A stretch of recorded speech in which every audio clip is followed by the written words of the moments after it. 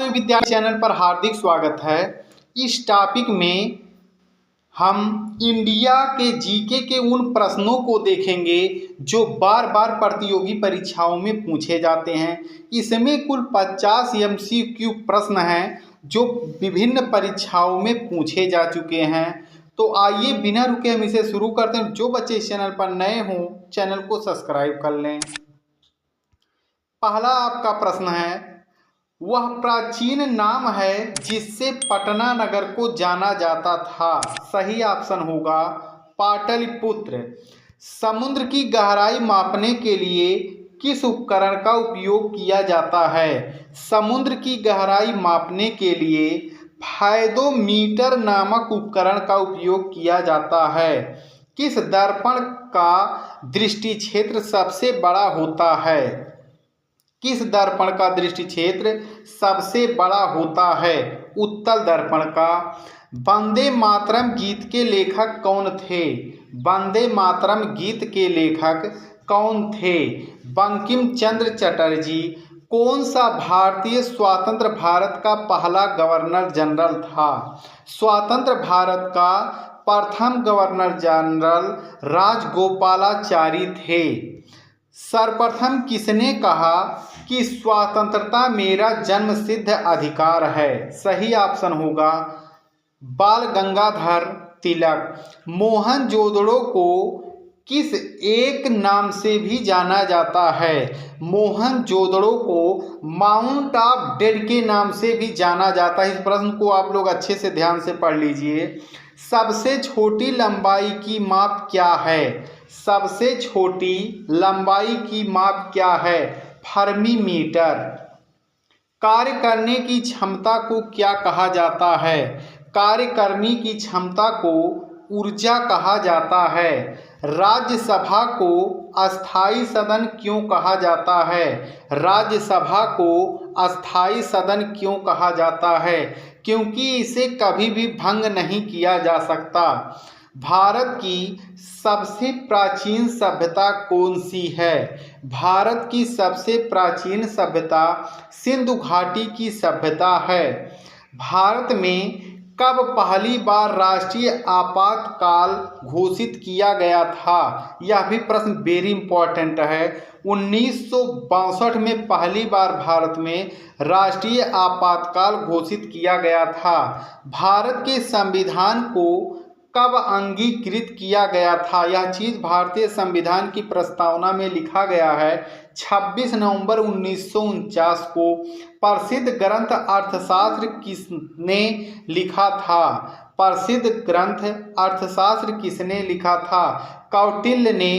कौटिल्य को चाणक्य भी कहा जाता है और कुछ लोग इनको विष्णुगुप्त भी कहते हैं।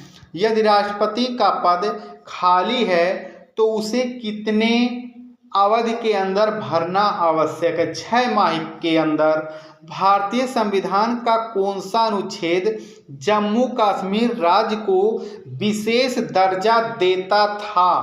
370, जो अब समाप्त हो चुका है। राज्यसभा के सदस्य का कार्यकाल कितना होता है? राज्यसभा के सदस्य का कार्यकाल 6 वर्ष होता है। भारत की प्रथम रेलगाड़ी द्वारा कितनी दूरी तय की गई थी? भारत की जो प्रथम रेलगाड़ी थी वह 34 किलोमीटर चली थी। यह जो 34 किलोमीटर की दूरी थी वह मुंबई से लेकर और ठाणे के बीच में थी। कुल मिला के 34 किलोमीटर। फोर्थ स्टेट पद किसने संदर्भित किया था? फोर्थ स्टेट पद किसने संदर्भित किया था? प्रेस ने। भारत के प्रथम उपराष्ट्रपति कौन थे? भारत के प्रथम उपराष्ट्रपति कौन थे? Doctor S Radhakrishnan. रिचर पैमाने पर किसको मापा जाता है? रिचर पैमाने पर किसको मापा जाता है? भूकंप की प्रबलता को। वैदिक सभ्यता किस नदी से संबंधित थी? वैदिक सभ्यता किस नदी से संबंधित थी? सरस्वती नदी से। सिंधु घाटी सभ्यता में स्थित महान स्नानागार कहाँ पाया गया था? बहुत ही इंपॉर्टेंट प्रश्न है। सिंधु घाटी सभ्यता में स्थित महान स्नानागार कहाँ पाया गया था? मोहनजोदड़ो में। रणथंभौर चीता शरण स्थल कहाँ पर है? रणथंभौर चीता शरण स्थल कहाँ पर है? राजस्थान में। भारत के किस राज्य में जनसंख्या का घनत्व सर्वाधिक है? बिहार में। ब्रह्मपुत्र नदी का उद्गम स्थल कहाँ से हुआ है? ब्रह्मपुत्र नदी का उद्गम स्थल कहाँ से हुआ है? तिब्बत में कैलाश पर्वत के पूर्वी ढाल से। भारत में कौन सा राज्य सबसे अधिक राज्यों की सीमाओं को स्पर्श करता है? उत्तर प्रदेश, लगभग 8 राज्यों से। भारत में सबसे लंबा रेलवे जोन कौन सा है? भारत में सबसे लंबा रेलवे जोन कौन सा है? उत्तरी रेलवे। द्वितीय विश्व युद्ध के दौरान पहला परमाणु बम किस शहर पर गिराया गया था? द्वितीय विश्व युद्ध के दौरान पहला परमाणु बम किस शहर पर गिराया गया था? हिरोशिमा शहर पर, जो कि जापान में है। भारत के किस राज्य में रेलवे लाइन नहीं है? मेघालय। मेघालय भारत के एक ऐसा राज्य है जहाँ पर कोई भी रेलवे लाइन नहीं है। भारतीय रुपये का पहचान चिन्ह या प्रतीक है? ये आपका जो दिखाई दे रहा है इस तरह से। ग्रेशम नियम से अभिप्राय है? ग्रेशम नियम से अभिप्राय है, यह नियम बहुत ही अधिक फेमस है। निकृष्ट मुद्रा श्रेष्ठ मुद्रा को संचलन से हटा देती है। कौन सा राज्य कौन सा कर संघ द्वारा लगाया जाता है? कौन सा कर संघ द्वारा लगाया जाता है और राज्यों द्वारा उससे लिया जाता स्टाम्प शुल्क? प्रसिद्ध पेंटिंग मोनालिसा किसने बनाई थी? प्रसिद्ध पेंटिंग मोनालिसा किसने बनाई थी? लियोनार्डो दा विंची ने। तेजड़िया और मंदड़िया। तेजड़िया और मंदड़िया वाणिज्य किस पहलू से संबंधित है? स्टॉक मार्केट से। बहुत ही इंपॉर्टेंट प्रश्न है। तेजड़िया और मंदड़िया वाणिज्य के किस पहलू से संबंधित है? यह आपका स्टॉक एक्सचेंज मार्केट है।